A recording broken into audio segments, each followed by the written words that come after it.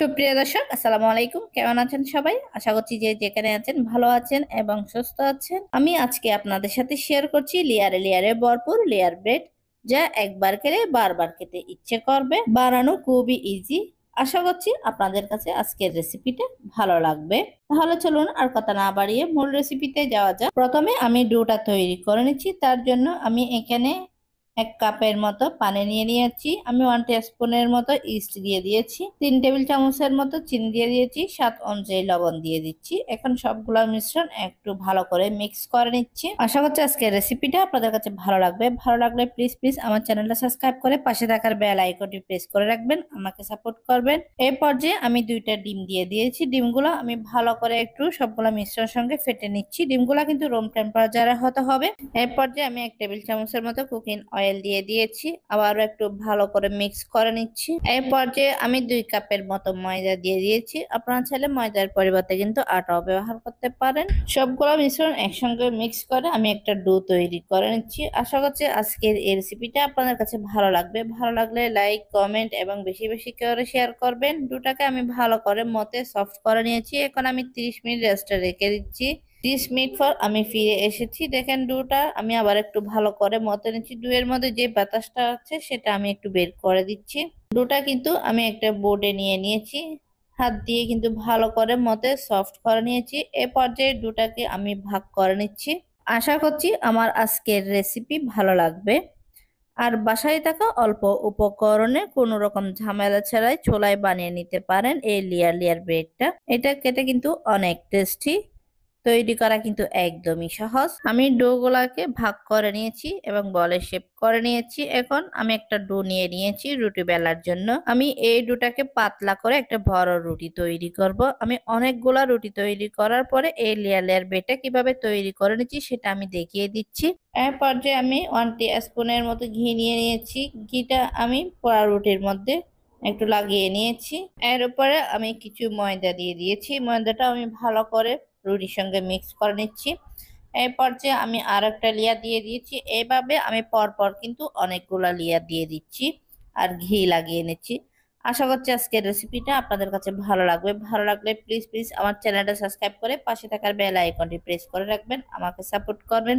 এর layer layer বেডটা তৈরি করার জন্য আমি বড় রুটি তৈরি করে নিচ্ছি। সেখান থেকে আমি রুটির চারপাশ কেটে নিচ্ছি। তারপরে দেখে বুঝে নিতে হবে কিভাবে এই লেয়ার লেয়ার বেডটা তৈরি করে নিয়েছি। এটা খেতে কিন্তু অনেক টেস্টি। আপনারা এইভাবে একবার হলো বাসায় ট্রাই করবেন আর আশা করছি আপনাদের কাছে ভালো লাগবে। এই লেয়ার লেয়ার বেডটা কিন্তু তৈরি করে বিকালে চায়ের সাথে সার্ভ করতে পারেন। বড় আর ছোট সকলেরই পছন্দ হবে এই লেয়ার লেয়ার বেডটা। এটা খেতে কিন্তু অনেক টেস্টি। তৈরি করা একদমই সহজ। আশা করছি আজকের এই ব্রেড রেসিপিটা আপনাদের কাছে ভালো লেগেছে। ভালো লেগে থাকলে প্লিজ প্লিজ আমার চ্যানেলটা সাবস্ক্রাইব করে পাশে থাকার বেল আইকনটি প্রেস করে রাখবেন, আমাকে সাপোর্ট করবেন। দেখলেন তো কত সহজে আমি এই লেয়ার লেয়ার ব্রেড একটা তৈরি করে নিয়েছি। আমি এভাবে কিন্তু সবগুলা লেয়ার ব্রেড তৈরি করে নিচ্ছি। এটা দেখে বুঝে নিতে হবে, বলার তেমন কিছু নেই। কত সহজে তৈরি হয়ে যাচ্ছে এই লেয়ার লেয়ার ব্রেড গুলা। আমি এইভাবে কিন্তু সবগুলা ব্রেড তৈরি করে নিয়েছি। দেখতে কত সুন্দর হয়েছে এই ব্রেড গুলো। এখন কিন্তু ভাজার পালা। ভাজার জন্য আমি আগে থেকে অয়েলটা গরম করে নিয়েছি। অয়েলটা কিন্তু আমি লো মিডিয়ামে গরম করে নিয়েছি। এখন চুলার ফ্লেমটা মিডিয়ামে রেখে ভেজে নিচ্ছি। এক পিঠ কিন্তু ভাজা হয়ে গেছে, আমি অপর পিঠ উল্টিয়ে দিচ্ছি। যারা কিন্তু অয়েলিটা পছন্দ করে না তারা চাইলে ওভেনও বেক করতে পারেন। আমি সবগুলা ব্রেড ভেজে উঠিয়ে নিচ্ছি। এখন কিন্তু পরিবেশনের পালা। আমি পরিবেশন করে দেখাচ্ছি। দেখেন দেখতে কত লোভনীয় হয়েছে এই ব্রেড গুলা। খেতেও কিন্তু অনেক টেস্টি। তৈরি করা কিন্তু একদমই সহজ। এইভাবে লেয়ার ব্রেড গুলা তৈরি করে আজকের এই সহজ রেসিপিটা আপনাদের কাছে কেমন লেগেছে অবশ্যই কমেন্ট করে জানাবেন। আমি আজকে আপনাদের সাথে শেয়ার করব রসমঞ্জুরি পিঠার রেসিপি। তাহলে চলুন আর কথা না বাড়িয়ে মূল রেসিপিতে যাওয়া যাক। প্রথমে আমি ডোটা তৈরি করে নিচ্ছি। তার জন্য আমি এখানে 1 গ্লাস পানি নিয়ে নিয়েছি, 2 টেবিল চামচের মতো চিনি দিয়ে দিয়েছি, স্বাদ অনুযায়ী লবণ দিয়ে দিচ্ছি। পানির সঙ্গে চিনি আর লবণটা একটু ভালো করে নেড়েচেড়ে মিক্স করে নিয়েছি। এখন একটা ব্লক আসার জন্য অপেক্ষা করছি। এই পর্যায়ে আমি 1 কাপ ময়দা দিয়ে দিচ্ছি। ময়দাটা দেওয়ার পরে আমি নেড়েচেড়ে মিক্স করে একটা ডো তৈরি করে নিচ্ছি। আশা করছি আজকের রেসিপিটা আপনাদের কাছে ভালো লাগবে। ভালো লাগলে প্লিজ প্লিজ আমার চ্যানেলটা সাবস্ক্রাইব করে পাশে থাকার বেল আইকনটি প্রেস করে রাখবেন, আমাকে সাপোর্ট করবেন। ডোটা কিন্তু রেডি হয়ে গেছে। এই ডোটাকে নামিয়ে গরম থাকা অবস্থায় মতে ভালো করে সফট করে নিতে হবে। ডোটাকে আমি ভালো করে মতে নিয়েছি। দেখেন একটা সফট ডো তৈরি করে নিয়েছি। এই পর্যায়ে আমি একটা ডিম দিয়ে দিচ্ছি। ডিমটা কিন্তু রুম টেম্পারেচারে হতে হবে।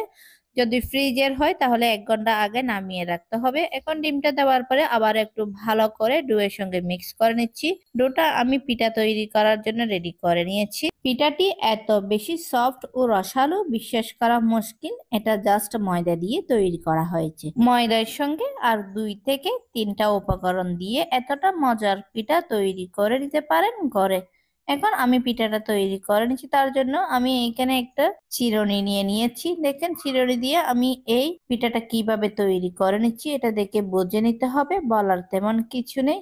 এই পিঠাটা তৈরি করা কিন্তু একদমই সহজ, খেতে কিন্তু অনেক টেস্টি। আশা করছি আজকের এই পিঠার রেসিপিটা আপনাদের কাছে ভালো লেগেছে। ভালো লেগে থাকলে ভিডিওতে লাইক, কমেন্ট এবং বেশি বেশি করে শেয়ার করবেন। আমি একটা পিঠা তৈরি করে নিয়েছি। দেখেন এইভাবে আমি কিন্তু সবগুলা পিঠা তৈরি করে নিচ্ছি।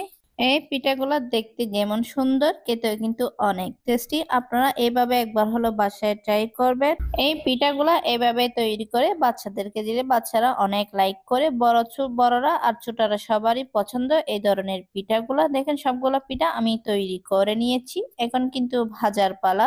পিঠাগুলো ভাজার জন্য আমি অয়েলটা গরম করে নিয়েছি। এটা মিডিয়াম আছে গরম করে নিতে হবে। তারপর পিঠাগুলো আমি দিয়ে দিচ্ছি একটা একটা করে। দেখেন পিঠাগুলো দেওয়ার সঙ্গে সঙ্গে কিন্তু ফুলে উঠেছে। আমি এই পিঠ ও পিঠ দু পিঠে একসঙ্গে ভালো করে ভেজে নিচ্ছি। আপনারা এইভাবে একবার হলো বাসায় ট্রাই করবেন। আসলে এই পিঠাগুলা খেতে অনেক টেস্টি। আপনারা যদি বাসায় ট্রাই না করেন তাহলে বুঝতেই পারবেন না এটা খেতে কতটা টেস্টি। পিঠাগুলো ভাজা হয়ে গেছে, আমি এখন উঠিয়ে নিচ্ছি। আমি এখন পরের স্টেপে চলে যাচ্ছি। আমি শিরাটা তৈরি করে নিচ্ছি। তার জন্য আমি এখানে 1 কাপ চিনি নিয়ে নিয়েছি। এখানে আমি হাফ লিটারের মতো পানি দিয়ে দিয়েছি। পানিটা আমি চিনির সঙ্গে ভালো করে একটু মিক্স করে নিয়েছি। একটু ঝাল করে শিরা তৈরি করে নিচ্ছি। এই শিরাটা কিন্তু এমন ভাবে তৈরি করে নিতে হবে, বেশি ঘনও না আবার বেশি পাতলাও না। শিরাটা কিন্তু রেডি হয়ে গেছে। এখন এ পর্যায়ে আমি পিঠাটা দিয়ে দিচ্ছি। শিরাটা হালকা গরম থাকা অবস্থায় এই পিঠাটা দিয়ে দিতে হবে। এখানে এই পিঠাটা দেওয়ার পরে আমি উল্টে দিচ্ছি। শিরাটা কিন্তু এই পিঠা সব করে নেবে। এই শিরার মধ্যে দিয়ে আমি 5 মিনিট রেস্টে রেখে দিয়েছিলাম। তারপরে আমি আপনাদেরকে পরিবেশন করে দেখাচ্ছি। দেখেন এই পিঠাটা দেখতে কত লোভনীয় হয়েছে, খেতেও কিন্তু অনেক টেস্টি। আপনারা এইভাবে একবার হলো বাসায় ট্রাই করবেন। আর আজকের রেসিপিটা আপনাদের কাছে কেমন লেগেছে অবশ্যই কমেন্ট করে জানাবেন। আমি একটা পিঠা আপনাদেরকে চিড়ে দেখাচ্ছি। দেখেন কত সফট এবং কত জুসি হয়েছে। এই পিঠাটা কত নরম তুলতুলে একদম সফট হয়েছে না। গড়ে থাকা মাত্র 1 কাপ ময়দা দিয়ে বাচ্চাদের খুবই পছন্দের একটি রেসিপি টুইস্ট ডোনাট। তাহলে চলুন আর কথা না বাড়িয়ে প্রথমে ডোটা তৈরি করে নিচ্ছি। তার জন্য এখানে আমি 1 কাপ লিকুইড মিল্ক দিয়ে দিয়েছি। আমি 1 টিস্পুনের মতো ইস্ট ব্যবহার করেছি। 2 টেবিল চামচ চিনি দিয়ে দিয়েছি। স্বাদ অনুযায়ী লবণ দিয়ে দিয়েছি। এখন সবগুলো একসঙ্গে ভালো করে একটু মিক্স করে নিচ্ছি। মিক্স করা কিন্তু হয়ে গেছে। আমি এখানে একটা ডিম দিয়ে দিয়েছি। ডিমটা কিন্তু রুম টেম্পারেচারে হতে হবে। আবারও একটু ভালো করে ডিমটা ফেটিয়ে নিয়েছি। এখানে আমি 1 কাপের মতো ময়দা দিয়ে দিয়েছি। দেওয়ার পরে আমি ডোটাকে ভালো করে সবগুলো মিশ্রণের সঙ্গে মিক্স করে ডো তৈরি করে নিয়েছি। এখন ডোটা আমি 30 মিনিট রেস্টে রেখে দিয়েছি। 30 মিনিট পর আবারও ফিরে এসেছি। ডোটাকে আবারও ভালো করে মতে ডোর যে মধ্যে যে বাতাসটা আছে সেটা আমি একটু বের করে দিচ্ছি। তারপরে আমি ডোনাটটা তৈরি করে নিচ্ছি। ঘরে যদি সামান্য কিছু ময়দা অবশিষ্ট থাকে তাহলে খুব সহজে কিন্তু আপনারা এই রেসিপিটা তৈরি করে নিতে পারেন। বড়রা তো পছন্দ করে, এর সাথে ছোটরা এই নাস্তার ডিজাইন দেখে খাওয়ার আকর্ষণটাও বেশি বেড়ে যাবে। খেতে এতটাই মজা, আপনারা যদি না তৈরি করেন তাহলে বুঝতে পারবেন না এই ডোনাটটা খেতে কতটা মজা। দেখেন আমি কত সহজে এই ডোনাটটা তৈরি করে নিচ্ছি, দেখে বুঝে নিতে হবে, বলার তেমন কিছু নেই।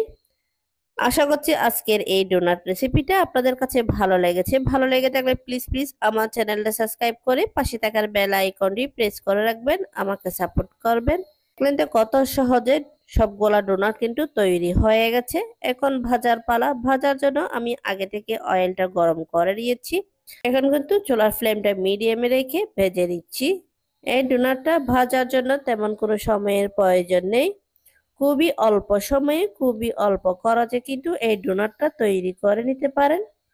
এই ডোনাটটা খেতে কিন্তু অনেক টেস্টি।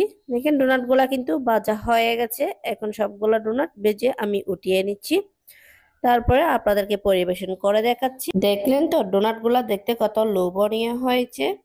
এই ডোনাটগুলা তৈরি করা যেমন সহজ, খেতেও কিন্তু অনেক বেশি টেস্টি। দেখেন কত ফুলকো ফুলকো হয়েছে, নরম তুলতুলে এই ডোনাটটা। আশা করছি আজকের এই ডোনাট সহজ রেসিপিটা আপনাদের কাছে ভালো লেগেছে। ভালো লেগে থাকলে লাইক, কমেন্ট এবং বেশি বেশি করে শেয়ার করবেন। আর আজকের রেসিপিটা আপনাদের কাছে কেমন লেগেছে অবশ্যই কমেন্ট করে জানাবেন।